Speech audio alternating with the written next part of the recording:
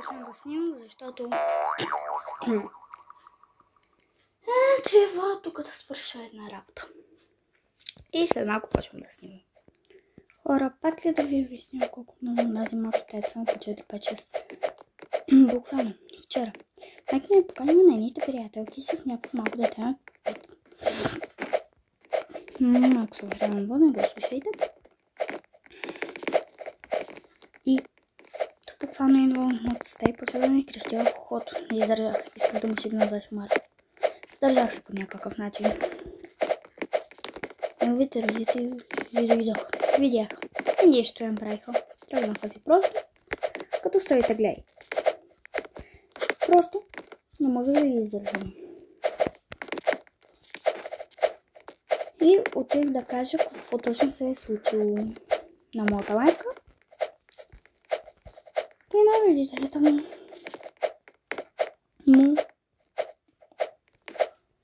Казах им. Те ми казаха да го доведа. Слизам в моята стая да го доведа. И какво да видя? Пипаше ми гримовете. Направо не може да ги издържа. Исках да му се разкръщи. Исках направо да ги изгоня от къщата. Издържах се. Малко му се разкръщях. Неговите родители дойдоха. Нищо ми нямаше. Майка му доведа в стаята му, майка му баща.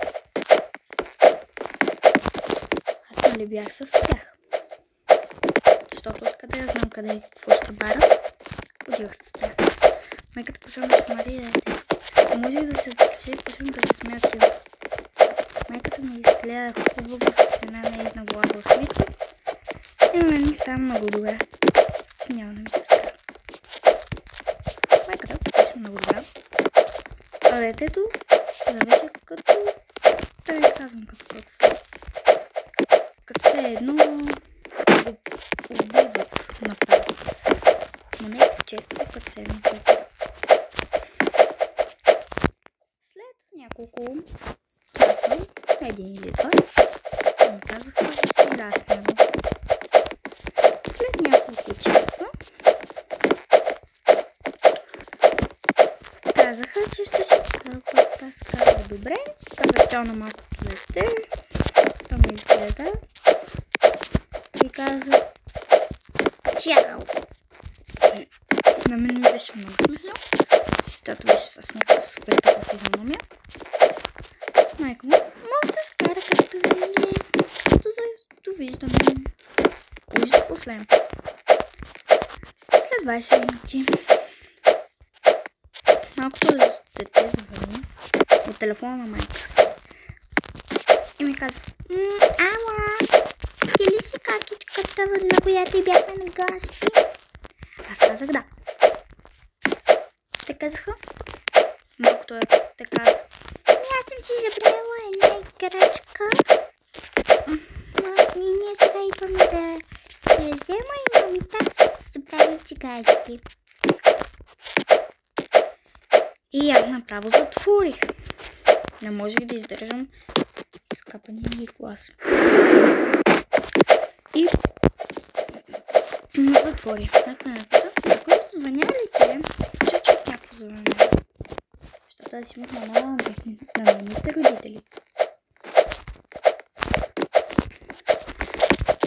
Защото тя като беше по-малка, аз много я харесвах.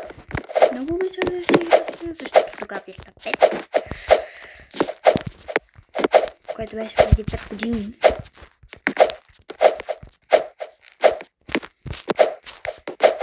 И те ми дадоха телефония си номер да им звънкам, когато искам да дойдат у нас да си играем. Аз забравям винаги да изтрих номер. Вчера го изтрих. Не го изтрих. Те ми звънаха пак. Не знам как са ми го открили, но ми звънаха. Изтрихам го, блокирахме го, някакво извънаха. Да, нали ми взеха в телефона ми ден. Ох. Майка ми само ми поправя нещата и може така да направя, че да могат да се комуникират с мен. Направо човек обясня. Те дойдоха у нас чакаха отвънка да им донесем нещата. И да ни донесем нещата на петката. Аз нямам внимание, но малката дете веднага влезна. Каза, искаш ли да си играем? Аз не му обърнах внимание и се заключила в стаята си. Малкото дете почука и ми каза, искам да ти дам телефона, защото не знам колко време ще бъдеш там, беби. Аз казах, задръж си от този телефон, това ми е стар, защото новият си ми беше при мен в ръцете.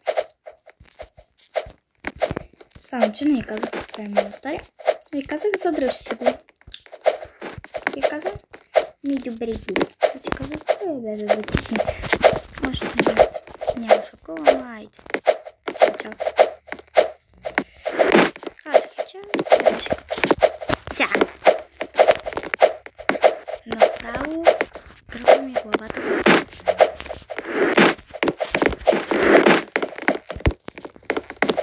Не мога да изгледам. Това беше от мен хубаво, но няма само да си хубаво да ви се случи, защото това е гадното. Да, хайде, чао!